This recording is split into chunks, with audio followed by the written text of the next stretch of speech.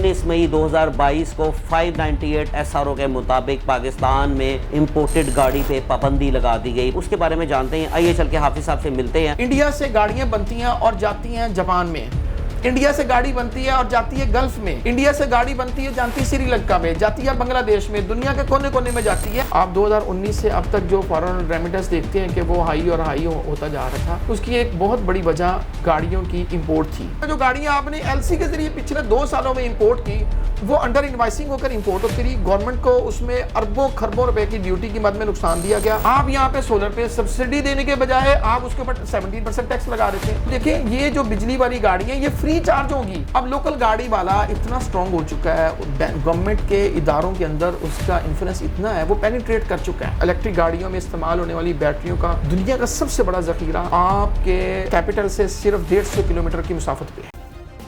Subscribe करें और bell दबाएं ताकि कोई खबर रह न जाए।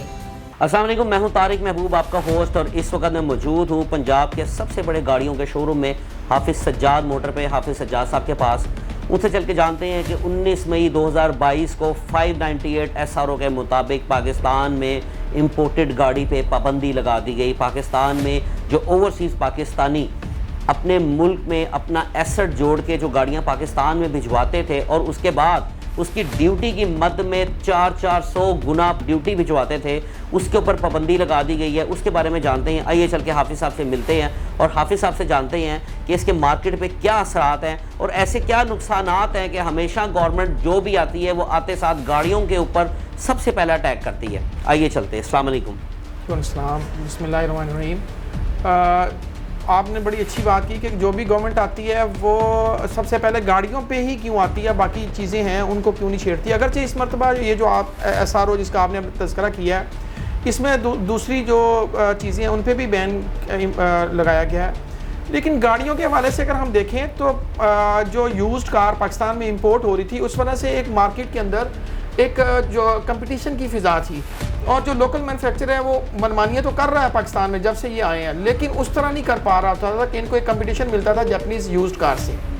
और जो जापानीज़ यूज्ड कार है उस वहाँ से गवर्नमेंट को एक बहुत बड़ा रेवेन्यू जनरेट हो रहा था। 2019 में इन्होंने एक उसमें तरमीम की अवानीन के अंदर, और उसमें उन्होंने ड्यूटी के इक्विवेलेंट अमाउंट में फॉरेन रेमिटेंस को कंपलसरी कर दिया। उससे गवर्नमेंट को बड़ा फ़ायदा हुआ।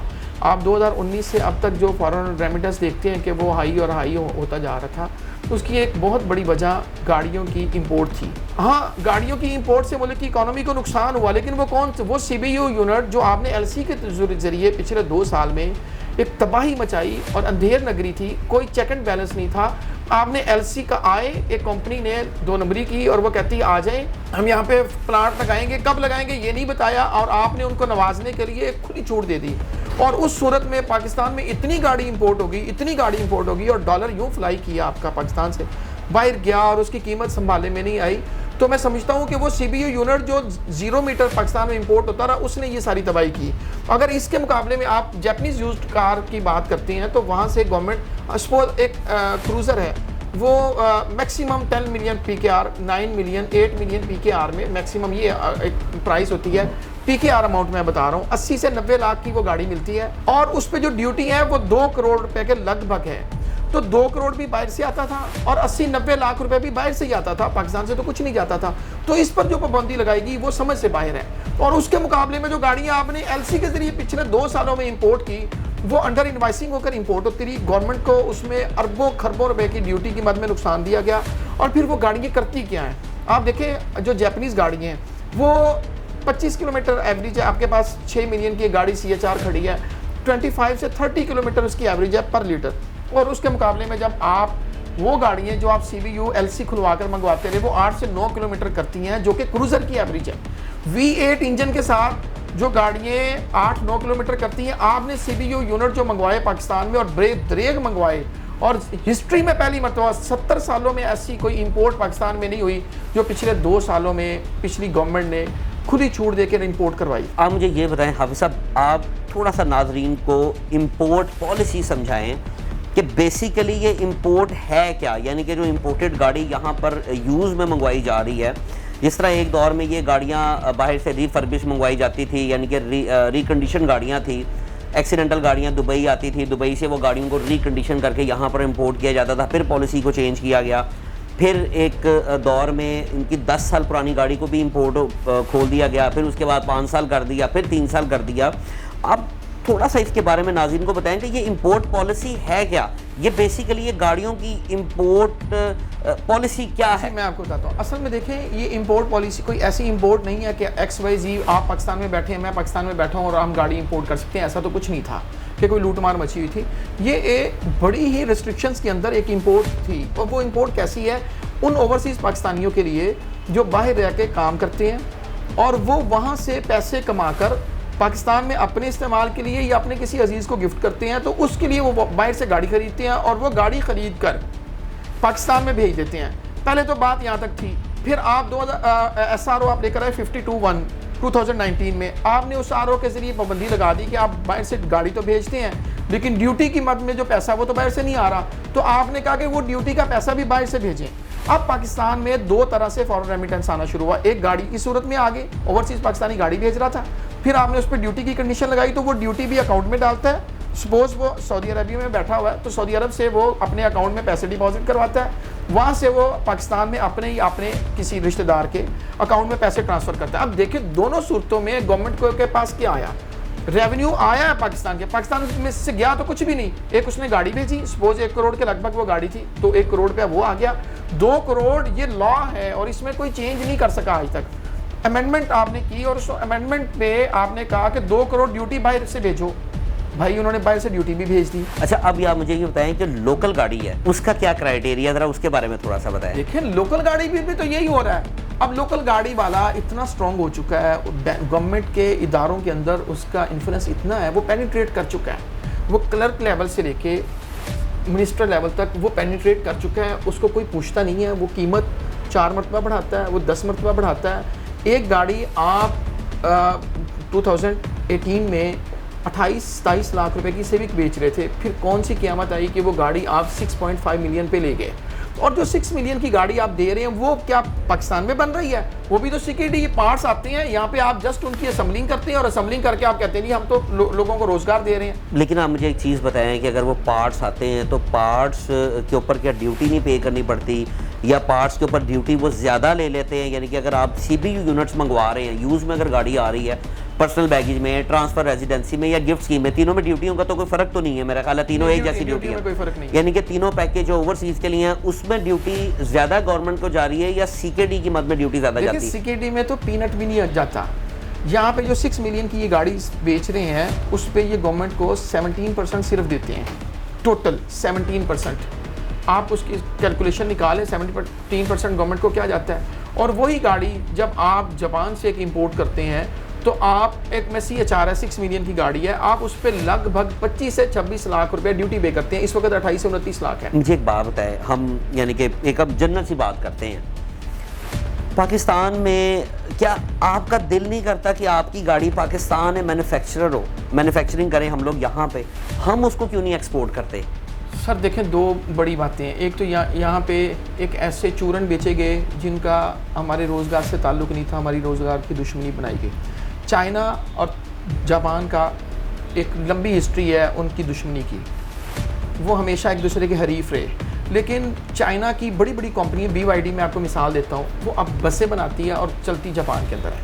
आपका नेबरहुड है इंडिया से गाड़ियाँ बनती हैं और जाती हैं जापान में, इंडिया से गाड़ी बनती है और जाती है गल्फ़ में, इंडिया से गाड़ी बनती है जाती है श्रीलंका में, जाती है बांग्लादेश में, दुनिया के कोने कोने में जाती है। बीच में यहाँ जहाँ मैं बैठा हूँ यहाँ से 25 किलोमीटर 27 किलोमीटर दूर वाघा बॉर्डर है, उस तरफ गाड़ी 15 लाख PKR में तैयार हो जाती है और वो पूरी दुनिया में एक्सपोर्ट होती है, रेवेन्यू आता है, डॉलर्स की बारिश होती है।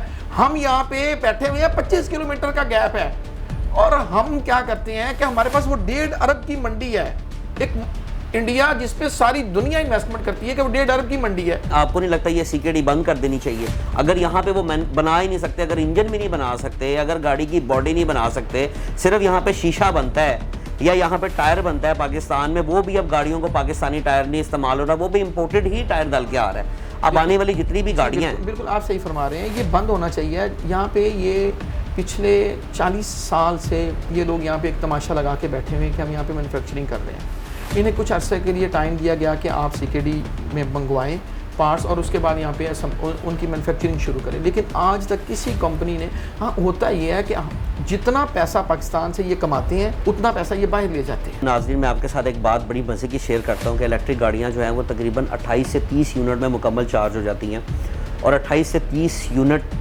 जो बिजली के यूनिट हैं वो उससे चार्ज होने के बाद तकरीबन जो गाड़ी की रेंज है वो 250 से 300 किलोमीटर बन जाती है। अगर आप उसको घर में चार्ज करते हैं तो आप खुद अंदाज़ा कर लें कि सिर्फ 30 यूनिट के चार्ज से जो है वो आपकी गाड़ी 300 किलोमीटर चल सकती है।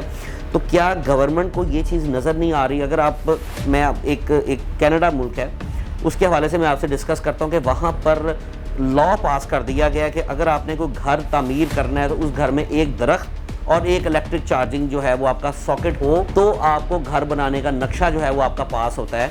तो क्या ऐसी पॉलिसी हमारे मुल्क में अगर लाई जाए, अगर हम यहाँ पर इलेक्ट्रिक स्टेशन जो हैं, यानी कि आप देखें कि 28, 30 यूनिट, 10 यूनिट, 20 यूनिट से क्या फ़र्क पड़ जाता है? आपकी गाड़ी अगर वो चार्ज कर देते हैं इलेक्ट्रिक स्टेशन सर, मैं आपको एक बात बताता हूँ। देखें, यहाँ पे लोगों की हालत ये है कि इन्होंने सोलर पैनल पे 17% टैक्स लगा दिया फैब में, लेकिन अब वो रिवर्ट कर दिया उन्होंने। अब रिवर्ट हुआ। देखें, उसको आप सब्सिडाइज करें। और एक गाड़ी जो घर में मेरा सोलर लगा हुआ है और मैं सुबह 5 बजे तो कोई नहीं निकलता घर से, उमूमन लोग 9-10 बजे निकलते हैं। आप सुबह उसको 9 बजे, अगर 5 बजे सूरज निकल आया और आप उसको चार्जिंग पे लगा देते हैं तो सारा दिन वो फ्री चार्ज हो रही है। आप चाइना में जाएं, घरों के अंदर कोई घर आपको ऐसा नहीं नजर आएगा जिसके ऊपर सोलर पैनल नहीं लगे होंगे। आप यहाँ पे सोलर पे सब्सिडी देने के बजाय आप उसके ऊपर 17% टैक्स लगा देते हैं। तो देखिए, ये जो बिजली वाली गाड़ी है ये फ्री चार्ज होगी, इसमें सिंगल पैनी नहीं किसी का लगेगा। इसमें जो है वो आपके कार्बन डाइऑक्साइड का अखराज है। जो सबसे दिलचस्प बात यह है कि इलेक्ट्रिक गाड़ियों में इस्तेमाल होने वाली बैटरियों का दुनिया का सबसे बड़ा ज़ख़ीरा आपके कैपिटल से सिर्फ 150 किलोमीटर की मुसाफत पे है।